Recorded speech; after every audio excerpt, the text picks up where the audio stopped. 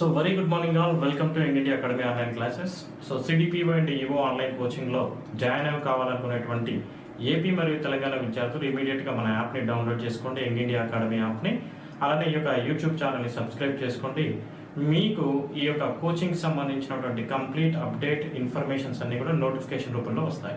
అలానే ఈ యొక్క సిడిపిఓ కోచింగ్ ప్రిపేర్ అయ్యేటువంటి విద్యార్థులందరికీ కూడా కొన్ని ఇంపార్టెంట్ అంశాలన్నింటినీ కూడా నేను కొన్ని యూట్యూబ్లో షేర్ చేస్తాను. మెజారిటీ క్లాసెస్ అన్ని కూడా యాప్లో ఉంటాయి. సో వెంటనే అడ్మిషన్ తీసుకొని మీరు మీ ప్రిపరేషన్ని చాలా సీరియస్గా ప్రారంభించండి, విజేతలుగా మారండి. సో చూద్దాము, ఈ యొక్క సిడిపిఓ ఈఓ ఎగ్జామ్లో మనకి ఫుడ్ సైన్స్ అండ్ న్యూట్రిషన్లో భాగంగా ఉన్నటువంటి ఒక ఇంపార్టెంట్ అంశము food safety standard authority of India act.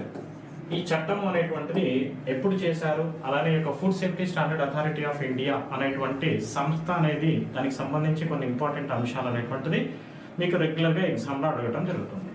ఈ యొక్క food safety standard authority of India act అనేది 2006లో చేశారు. దీన్ని ఏమంటారు? Food safety standard authority of India act.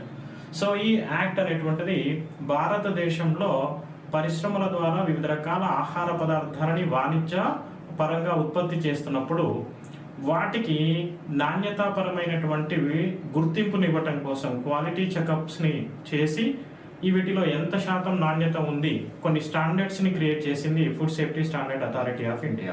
So ఆహార పదార్థాల కల్తీని నివారించడం కోసం, ఆహార పదార్థాలలో వాడేటువంటి రాసాయనిక పదార్థాలని తగ్గించడము, అలానే సో ప్రజల యొక్క ఆరోగ్యాన్ని సంక్షేమాన్ని కాపాడటం అనేటువంటిది ఈ యొక్క చట్టం యొక్క ప్రధానమైనటువంటి ఉద్దేశం.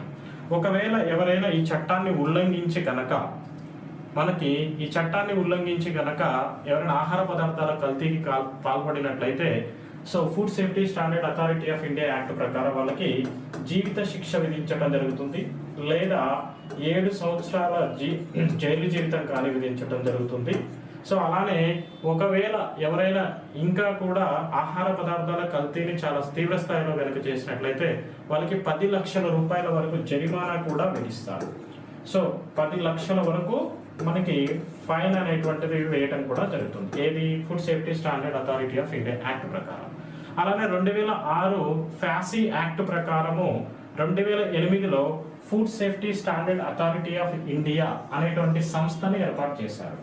So food safety standard authority of India అనేటువంటి ఒక సంస్థని కూడా ఏర్పాటు చేశారు 2006 చట్టం ప్రకారం.